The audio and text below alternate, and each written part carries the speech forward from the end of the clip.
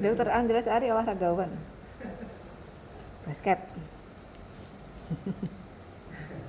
Ya, saya berjanji untuk menurunkan berat badan, Dokter Sigit.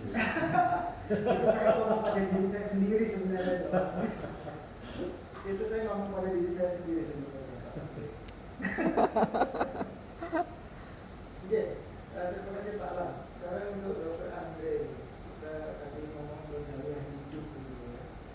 Sebenarnya sederhananya itu ketika dokter ini dokter umum pasien itu, kira-kira anjuran yang simpel gitu, yang sederhana, yang gampang diucapkan oleh dokter sehingga bisa dimengerti oleh pasien mengenai gaya hidup ini kira-kira bagaimana ya? Karena gaya hidup tadi kan sangat berperan sekali terhadap penyakit jantung ya. Iya, ya sebetulnya tidak sulit. Misalnya kalau masalah makan misalnya, itu juga Dokter Diana sudah menyinggung. Ya kebiasaan makan seperti orang Barat itu sebetulnya tidak pas untuk dikerjakan di sini. Kita sebetulnya Indonesia itu ya perbanyak sayur dan buah. Kan kalau yang menu-menu Indonesia kan apa misalnya tempe goreng, ya toh, sayur lodeh, ya kan? Ya sebetulnya kalau kita menggunakan menu-menu yang biasa itu kan nggak apa-apa, itu sudah cukup. Kemudian tadi kebiasaan hidup kurang gerak misalnya. Sekarang biasakan tidak sedikit-sedikit naik lift misalnya. Kalau hanya dari satu lantai gunakan tangga. Kemudian kalau hanya dari sini ke warung yang jaraknya dekat ya nggak usah naik motor ya. Karena sekarang ini saya lihat dekat aja naik motor ya. Saya sempat tinggal di asrama tentara, itu bahkan tentara pun dari barat menuju ke tempat upacara yang jauhnya nggak nyampe 50 meter itu naik motor. Itu masih untung kalau dari dalam ke luar itu jalan ya. Siapa tahu dari luar dari dalam rumah keluar juga pakai kursi roda. Ya, itu lebih parah lagi ya. Nah, karena memang aktivitas kita sudah berubah. Dulu kan kita negara agraris, dulu banyak petani. Sekarang banyak orang kantoran ya. Jadi banyak duduk. Ya, kita harus menyempatkan diri atau meluangkan waktu untuk olahraga. Yang sederhana aja, jalan misalnya, jogging misalnya. Kalau itu juga tidak sempat, ya gunakan kesempatan yang ada untuk tetap beraktivitas fisik. Contohnya tadi, kalau ada jarak dekat ya jalan saja.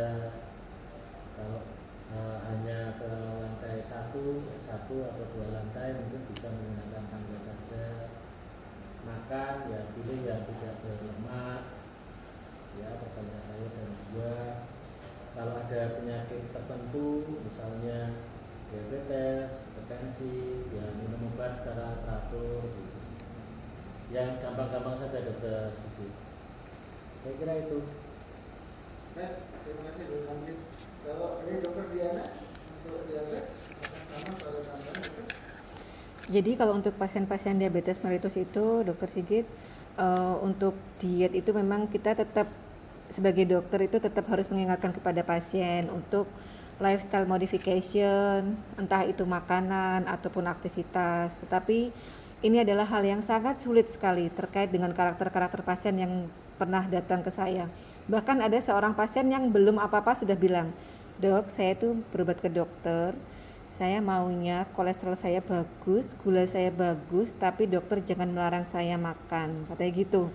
Nah, jadi memang untuk memberikan pasien, menyadarkan pasien untuk memperbaiki pola hidup itu atau pola makan itu adalah sangat sulit. Jadi kadang-kadang tuh untuk pasien-pasien diabetes itu kalau belum ada komplikasi yang ke arah lain, Dokter Sigit, misalnya ada gangguan ginjal ataupun kemudian mengalami gangguan di liver, itu pasien tetap maju terus itu makan makanan yang tidak menyehatkan atau mengandung lemak jenuh. Ya, jadi kadang-kadang yang tidak disadari oleh pasien-pasien saya itu adalah kerupuk ya. Kerupuk itu merupakan obat yang dapat makanan yang dapat meningkat mengandung lemak jenuh sehingga meningkatkan kondisi kadar dari lemak maupun meningkatkan kadar dari glukosa darah pada pasien-pasien saya seperti itu. Jadi memang kita pendekatannya sangat beragam dan tetap secara untuk diabetes mellitus ini kami secara komprehensif tetap memperhatikan dari profil lipid maupun faktor resiko yang lain ke arah diabetes mellitus, misalnya hipertensi ataupun kemudian asam urat dan bagaimana fungsi ginjal tetap kita evaluasi setiap bulan. Sehingga pasien-pasien kami memang datang rutin berkala setiap bulan dan tetap kita berikan sangu untuk melakukan pemeriksaan laboratorium. Tapi kadang-kadang saya juga bosan juga nih sama pasien-pasien saya kok. Setiap kali kontrol labnya masih jelek, setiap kali kontrol gulanya belum turun, kolesterolnya belum turun. Kadang-kadang saya memberikan warning kepada pasien-pasien saya, Bapak, Ibu, ini saya aturi pengantar laboratorium. Kalau bulan depan hasilnya masih jelek, saya nggak akan ngelabkan Bapak Ibu lagi, saya bilang gitu. Karena mereka kadang-kadang itu laboratorium itu hanya dipakai sebagai parameter untuk melihat aku sebulan kemarin tuh gimana ya, sudah berhasil belum ya, gitu aja. Tapi tidak ada effort untuk bahwasannya hasil lab itu sangat berkorelasi dengan kualitas hidup mereka ke depannya. Jadi sering saya mendapatkan pasien yang biasanya datang gagah, parlente, datang cantik, matching, dandanannya bagus, tapi kemudian kontrol bicaranya pelo, kontrol gangguan gerak di anggota gerak tubuhnya, kontrol tidak menyadari atau bahkan mungkin lupa dengan kondisi tubuhnya, jadi mengalami stroke.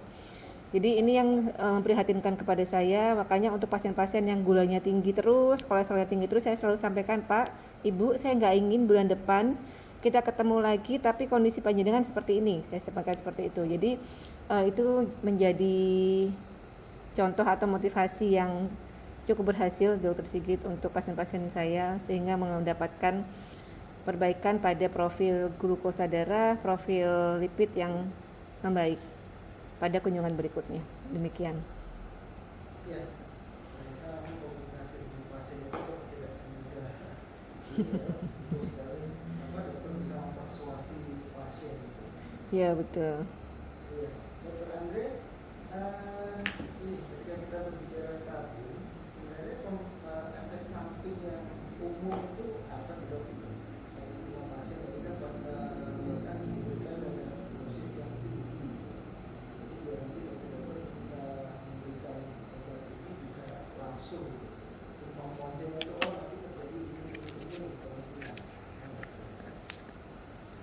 Yang ditakutkan itu rhabdomyolysis, jadi gangguan otot yang berat. Tapi mungkin juga tadi dokter Diana juga sudah menyebutkan, selain itu adalah isu diabetes, ya kan? Yang mana sebetulnya kalau kita lihat dari trial-trial yang ada tadi, sebetulnya nggak usah khawatir.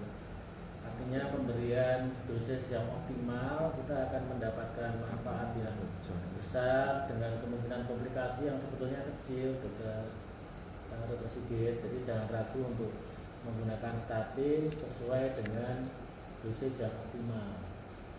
Ya, kan sering terjadi sebetulnya selama ini kejadian kardiovaskuler, pencegahan sekunder itu tidak berlangsung dengan baik karena tidak menggunakan dosis yang optimal, karena ketakutan yang berlebihan untuk terjadinya diabetes dan rhabdomyolysis tadi. Mungkin Dokter Diana bisa menambahkan. Ya, terima kasih Dr. Andreas Ari dan Dr. Sigit. Setuju sekali yang disampaikan Dr. Andreas Ari tadi mengenai memang masyarakat di Indonesia itu masih takut dengan terapi intensity terapi statin yang dosis tinggi. Kalau untuk pasien-pasien saya yang dari, kadang-kadang ada pasien yang ekspatriat ya datang ke praktek itu dari Amerika ataupun dari Selandia Baru ataupun dari Finlandia, pasti mereka langsung bilang, Dok, saya mau melanjutkan obat-obatan dari yang sebelumnya. Berapa aja? Menyebutkan atorvastatin 80 mg, pitavastatin 4 mg, kemudian rosuvastatin 40 mg. Jadi dosis yang mereka sebutkan itu adalah dosis yang paling tinggi dari sediaan statin yang ada. Jadi memang kalau untuk di Indonesia, kalau kita ngasih obat kepada pasien, pasti mereka bilang, Dok, nanti ini obatnya gimana, Dok? Nanti saya ada efek samping apa, Dok? Nanti ginjal saya gimana? Jadi untuk ginjal itu adalah yang paling sering ditanyakan oleh pasien-pasien kita terkait dengan komplikasi dari obat Lalu saya sampaikan, Bapak, Ibu, untuk komplikasi ke arah ginjal itu perlu waktu yang cukup lama untuk terjadinya komplikasi dan kemudian kita membutuhkan cuci darah. Tapi kalau untuk komplikasi yang kardiovaskuler atau komplikasi stroke itu hanya dalam hitungan waktu, hari, minggu, tidak dalam hitungan bulan. Jadi tetap ini yang harus kita cegah. Jadi kita tetap harus mengoptimalkan untuk terapi-terapi statin ini pada pasien-pasien kita, terutama bila pasien itu adalah pasien-pasien rutinnya Dr. Andreas Ari, karena biasanya kalau pasien rutin ke Dr. Andreas Ari tentunya sudah mempunyai resiko yang tinggi untuk terjadinya atherosclerosis vascular disease. Nah, itu memang dosisnya harus setinggi mungkin yang dapat dicapai untuk menurunkan LDL dan profil lipid yang lain. Tetapi tadi saya sudah menyampaikan juga mengenai bahwasannya ada pilihan obat lain sebagai alternatif, di mana dia efek dari interaksi obatnya adalah paling rendah karena tidak bekerja pada enzim CYP 450, dan kemudian juga efek dari ekskresi di ginjalnya adalah cukup rendah sehingga efek samping terhadap ginjal adalah rendah, dan juga efek terhadap terjadinya diabetes mellitus yang baru itu adalah tidak setinggi dengan kakak-kakaknya yang lain. Jadi kita harus pandai-pandai memilih pemberian obat yang sebagai alternatif terapi pada pasien-pasien kita.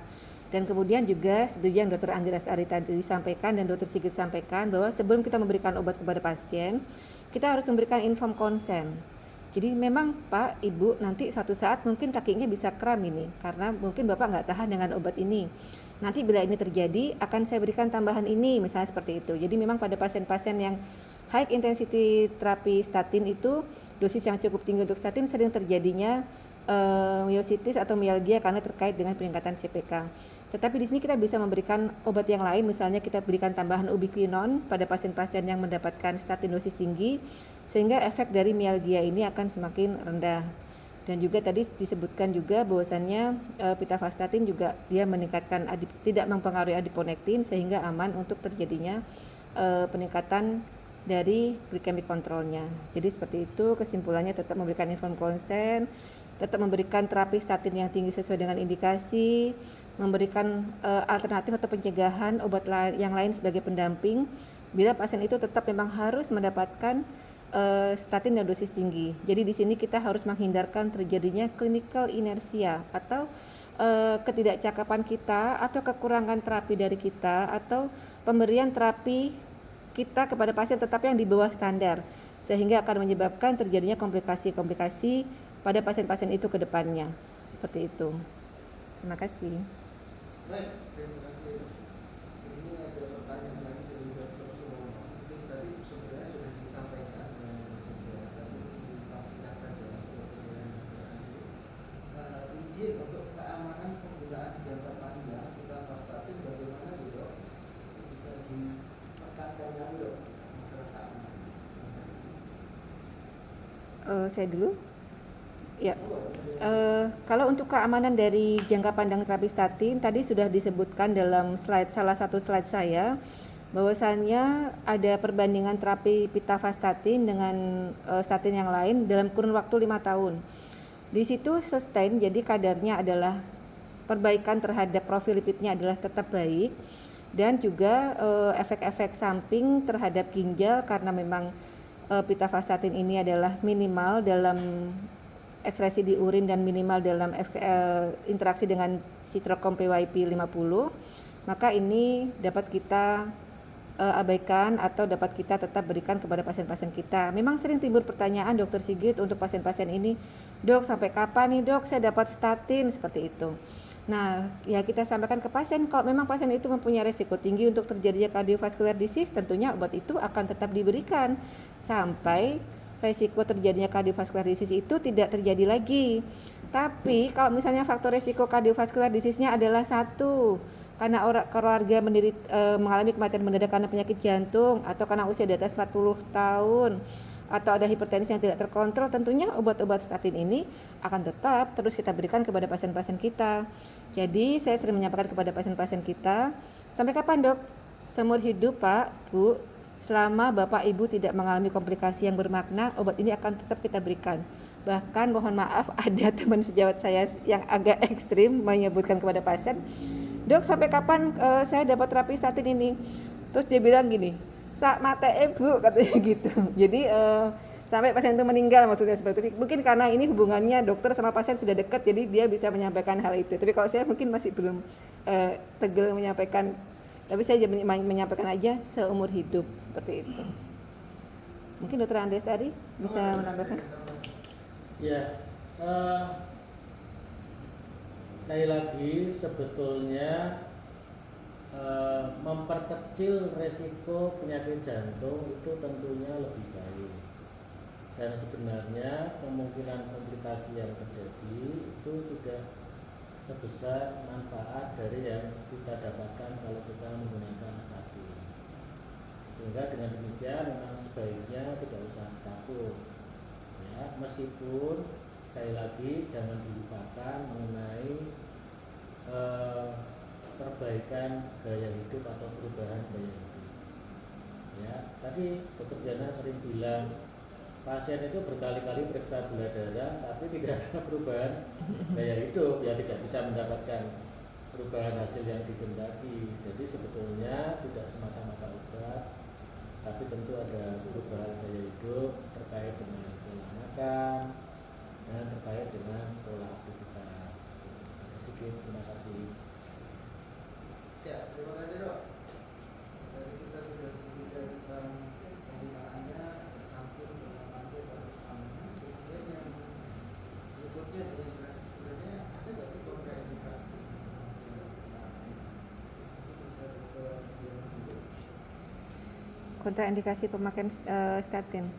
Jadi kalau untuk pasien-pasien yang mengalami gangguan pada hepar, jadi pasien-pasien dengan enzim hati yang tinggi sampai 3 kali normal, maka kita memang tetap harus berhati-hati untuk memberikan statin ini pada pasien tersebut, karena nanti akan terjadi interaksi dan efek samping yang tidak kita inginkan, seperti yang tadi disampaikan tentang rhabdomyolysis ataupun mialgia ataupun hal-hal yang lainnya.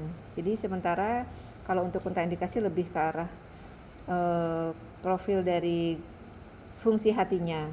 Dan kalau untuk kontraindikasi pada pasien-pasien yang mengalami CKD atau gagal ginjal, memang dosis statin ini kita berikan dengan dosis yang di bawah dari yang direkomendasikan. Kecuali kalau pasien tersebut memang sudah mengalami cuci darah, maka dianggap fungsi ginjalnya adalah sudah baik dan kita tetap memberikan statin dosis yang optimal, karena kita tidak ingin pasien CKD tersebut akan meninggal karena kardiovaskular event. Seperti itu Dokter Sigit. Dokter Andreas akan menambahkan? Dari saya cukup, saya sepakat dengan Dokter Diana. Ya. Baik, terima kasih Dokter Diana, Dokter Andre, dan Dokter Elang yang sudah memberikan materi dan menjawab pertanyaan yang luar biasa. Selanjutnya kita foto bersama 4 pembicara.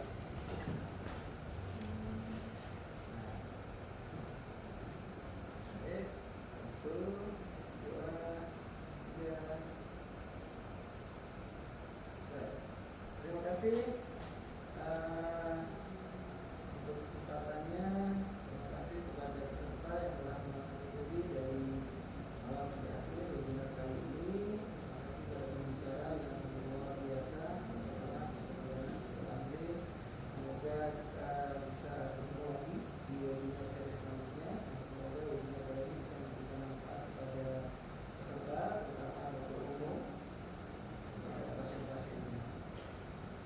Sekali lagi yang terakhir juga mohon untuk stay healthy, jaga kesehatan pada semua sejawat, karena kita tidak tahu nanti kapan berakhirnya. Mungkin itu dari saya, kurang lebihnya saya mohon maaf. Dari moderator, saya kembalikan lagi kepada Dokter Diana. Oh ya, satu lagi, rekaman video ini bisa disaksikan di aplikasi Dokter Semarang. Jadi jika nanti ada kurang jelas, silakan buka aplikasi. Di situ akan ada banyak webinar sharing seperti sudah kita lakukan. Salah satunya adalah webinar seri siang ini. Bisa di situ. Nanti kalau mau komen bisa, nanti